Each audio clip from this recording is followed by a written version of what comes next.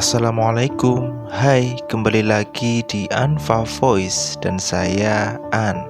Bagaimana kabar kalian? Semoga baik-baik saja ya. Kali ini saya akan membawakan kisah horor pesugihan bulu genderuwo. Tapi sebelum kita ke ceritanya, jika kalian suka dengan video seperti ini, silahkan klik tombol subscribe dan like-nya ya. Dan jika ada kritik saran, langsung saja komentar di bawah. Sebelumnya, terima kasih. Hari itu, hari Minggu, seorang wanita tengah keluar dari angkutan umum. Sebut saja dia Marsinah. Marsinah adalah wanita dari desa yang hendak bekerja di sebuah kota di Jawa Tengah. Setelah keluar dari angkutan umum, ia pun langsung bergegas menuju tempat tujuannya, yang memang tak jauh dari pemberhentian angkutan umum itu. Singkat waktu, Marsinah pun dipersilakan masuk oleh Ibu Rani. Ya, Ibu Rani adalah pemilik rumah itu. Bu Rani pun memperkenalkan setiap jengkal rumahnya, memberitahukan pekerjaan-pekerjaan yang Marsinah harus kerjakan. Tampak perilaku Bu Rani sangat ramah kepada Marsinah. Hingga tiba-tiba dari belakang ada seorang laki-laki dengan perut buncit menyapa mereka. "Oh, ini Mbak yang mau kerja di sini ya, Bu?"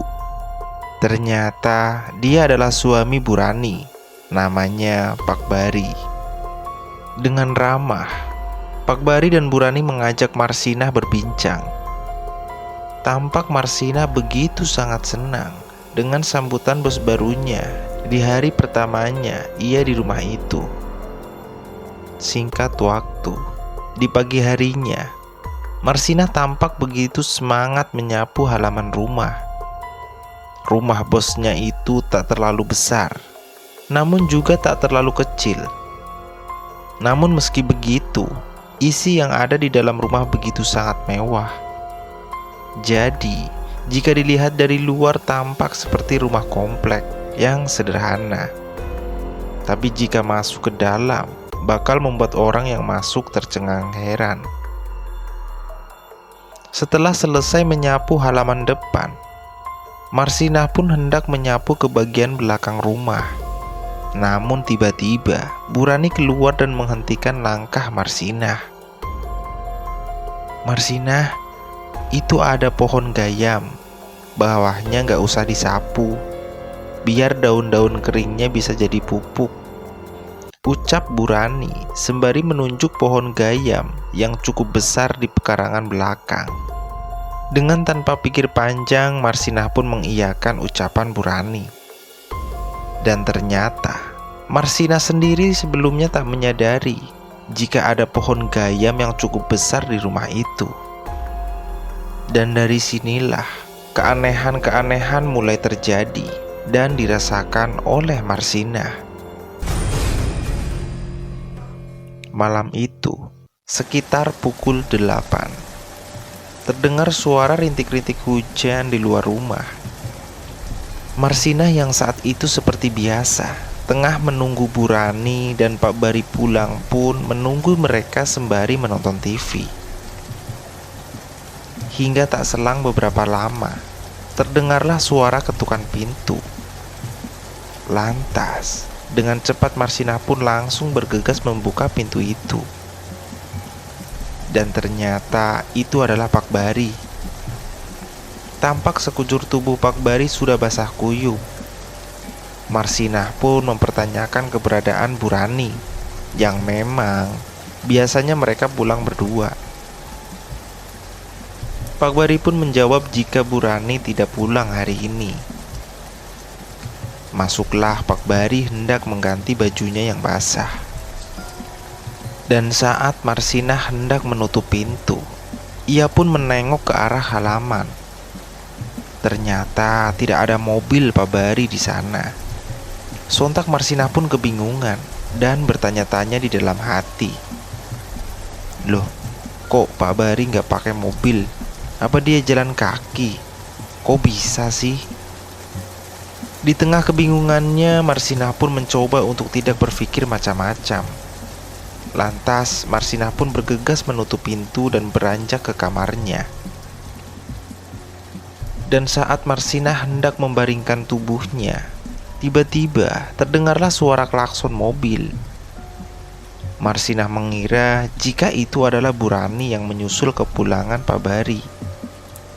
Ia pun bergegas membuka pintu dan betapa kagetnya Marsinah.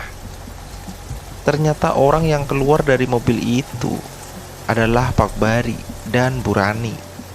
Seketika itu pun Marsinah sangat shock dan lemas melihat dengan mata kepala sendiri kejadian aneh itu. Jika Pak Bari baru pulang, lantas siapa tadi yang pulang dengan basah kuyup? Itulah pertanyaan yang muncul dalam hati Marsinah. Namun karena sungkan, Marsinah pun tak mencoba menceritakan apa yang dia alami malam itu kepada majikannya. Singkat cerita, setelah 1 minggu Marsinah bekerja di rumah itu, Marsinah kerap kali mendapat kejadian-kejadian aneh, entah dari Burani atau Pak Bari. Pagi itu, Pak Bari memanggil Marsinah. Ia menyuruh Marsinah membeli jajanan pasar yang cukup banyak. Marsinah pun berpikir, untuk apa seorang Pak Bari membeli jajanan pasar yang begitu banyak? Hampir setiap minggu, tepatnya hari Kamis pagi, Pak Bari selalu menyuruh Marsinah untuk membeli jajanan pasar. Yang Marsinah sendiri tak mengerti untuk apa jajanan pasar sebanyak itu. Hingga pada suatu kesempatan, sepulang dari membeli jajanan pasar, Marsinah berpapasan dengan sekumpulan ibu-ibu yang sedang asik ngobrol. Marsinah pun ditanyai oleh para ibu-ibu itu perihal apakah Marsinah pembantu baru di rumah Pak Bari. Marsinah pun mengiyakan pertanyaan ibu-ibu itu. Dan ternyata terkuaklah dari pernyataan salah satu ibu-ibu yang memang rumah dia bersebelahan dengan rumah Pak Bari, jika Pak Bari sering gonta-ganti pembantu. Selama Pak Bari menjadi tetangganya, ia mengaku sering melihat pembantu baru di rumah Pak Bari. Ia juga berpesan pada Marsinah agar ia hati-hati, karena ibu itu sempat ngobrol dengan pembantu sebelumnya. Dan menurut pembantu itu, rumah Pak Bari angker. Sontak setelah mendengar penuturan si ibu-ibu itu, Marsinah pun kaget. Di dalam perjalanan pulang, Marsinah masih memikirkan perkataan si ibu-ibu itu. Ia mengaitkan dengan apa yang dia alami tempo hari. Apakah benar rumah Pak Bari angker? Kata-kata itu selalu terfikirkan oleh Marsinah. Hingga pada suatu malam, tepat jam 2 pagi, Marsinah yang sedang tidur dibangunkan oleh suara aneh. Suara itu seperti suara geraman seseorang. Karena penasaran, Marsinah pun bangun dan mencari sumber suara itu. Dan ternyata suara itu berasal dari pohon gayam. Karena takut jika itu maling, Marsinah pun perlahan keluar dari kamar menuju dapur.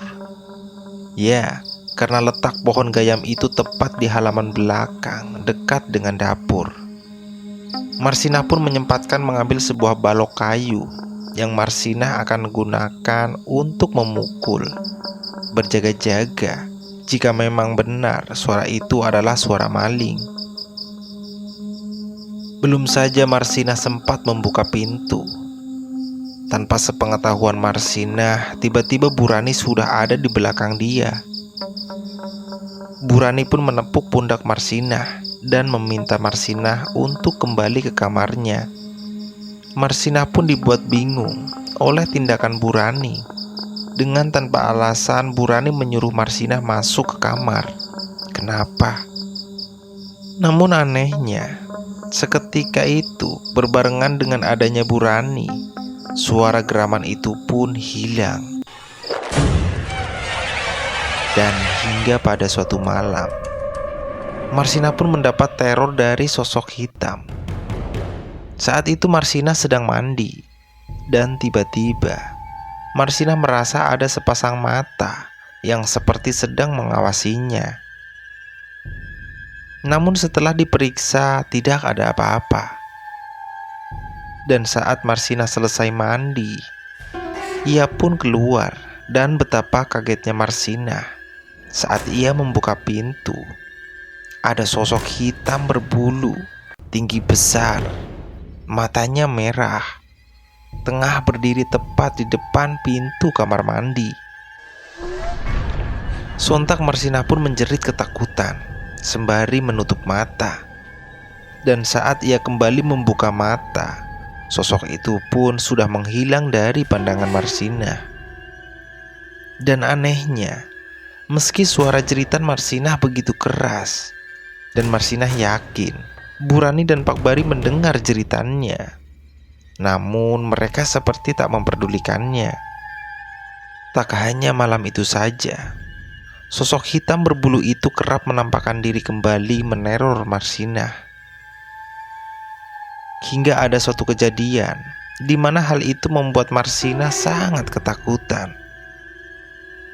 Malam itu, saat Marsina sedang tidur, tiba-tiba ia merasa tubuhnya seperti tertindih sesuatu. Dan saat Marsina membuka mata, benar saja, tampak sosok hitam itu tengah berada di atas tubuhnya. Sontak Marsina pun memalingkan wajah sembari berteriak histeris. Dan lagi-lagi, seketika itu sosok itu pun menghilang. Kini benar-benar Marsina merasa terganggu dan tak betah di rumah itu.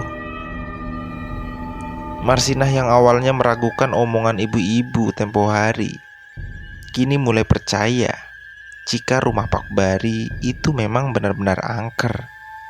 Ditambah perilaku Pak Bari dan Burani yang dianggap Marsina aneh. Karena setiap kali ada penampakan, mereka selalu terlihat seperti tak peduli dan menganggap biasa saja. Singkat cerita, pagi itu seperti biasa, seperti minggu-minggu sebelumnya, Marsina disuruh Pak Bari kembali untuk membeli jajanan pasar. Karena penasaran dan curiga, Marsina pun berniat mencari tahu untuk apa sebenarnya jajanan pasar itu. Dan pada malam harinya, jam 10 malam, Marsina yang sedang duduk di dalam kamar mendengar suara dari arah dapur. Karena penasaran, Marsina pun memutuskan untuk memeriksanya. Dan ternyata itu adalah suara yang berasal dari Pak Bari. Marsina pun perlahan bersembunyi di balik pintu karena takut ketahuan. Ia melihat Pak Bari sedang menata jajanan pasar di atas sebuah nampan besar. Terlihat juga Burani yang sedang menata bunga di nampan itu. Sontak hal itu membuat Marsina semakin curiga. Ia pun memutuskan untuk kembali ke kamar. Di dalam kamar, Marsina mencoba memperhatikan obrolan Pak Bari dan Burani. Namun karena suara mereka teramat pelan, Marsina pun tak bisa mendengarkan dengan jelas. Waktu terus berjalan. Jam 12 malam. Marsina yang sudah mulai ngantuk pun mencoba sekuat tenaga menjaga matanya agar tetap terbuka. Ia masih saja memperhatikan suara-suara yang berasal dari Burani dan Pak Bari di dapur. Dan tiba-tiba ada langkah kaki menuju kamar Marsina. Marsina pun langsung berpura-pura tidur. Tiba-tiba pintu kamar Marsina dibuka oleh seseorang. Dan ternyata itu adalah Burani. Dan setelah Burani melihat Marsina sedang tidur, lantas ia kembali menutup pintu kamar dan kembali menuju dapur. Hal itu tentu saja membuat Marsina semakin curiga. Singkat waktu, jam 2 malam. Terdengar suara langkah kaki berjalan menuju halaman belakang. Mendengar itu, Marsinah pun beranjak keluar kamar. Dengan perlahan, Marsinah mengintip dari balik pintu dapur. Ia melihat Pak Bari yang membawa nampan berisi jajanan pasar serta bunga dan dupa. Sedangkan Bu Rani membawa sebuah lilin menuju ke arah pohon gayam. Dalam hati Marsinah pun bertanya-tanya, untuk apa semua itu? Dan kenapa malam-malam mereka menuju ke arah pohon gayam? Belum saja selesai Marsinah berbicara dalam hati, tiba-tiba ia melihat Bu Rani dan Pak Bari yang melepas semua pakaian di tubuhnya. Sontak hal itu pun membuat Marsinah sangat kaget. Lantas Marsinah melihat Bu Rani dan Pak Bari duduk bersila. Mulut mereka berkomat kamit seperti tengah membaca mantra. Tak lama setelah itu, sosok hitam yang sering meneror Marsinah pun muncul dari balik pohon gayam, berdiri di depan mereka. Melihat itu, wajah Marsinah pun langsung pucat. Karena ketakutan, Marsinah pun memutuskan untuk kembali ke kamar. Marsinah berpikir bahwa ternyata memang benar, Bu Rani dan Pak Bari memang sudah mengetahui tentang adanya makhluk hitam di rumah mereka. Keesokan harinya, setelah kejadian itu, Marsinah pun memutuskan untuk pamit pulang kampung, beralasan ada kepentingan mendadak. Di kampungnya, Marsinah menceritakan kepada kedua orang tuanya tentang apa yang dia alami di rumah majikannya itu. Dan menurut penuturan orang tua Marsinah, jika Pak Bari dan Bu Rani melakukan pesugihan bulu genderuwo, orang tua Marsinah pun melarang Marsinah kembali bekerja di rumah Pak Bari. Karena ternyata apa yang menimpa Marsinah dari teror genderuwo bisa saja karena genderuwo itu naksir kepada Marsinah. Dan tentu saja itu sangat membahayakan Marsinah sendiri. Selesai. Demikianlah kisah horor kesaksian Marsinah tentang pesugihan bulu genderuwo. Terima kasih sudah mendengarkan sampai akhir. Saya An pamit. Sampai jumpa lagi di Anfa Voice berikutnya. Wassalamualaikum.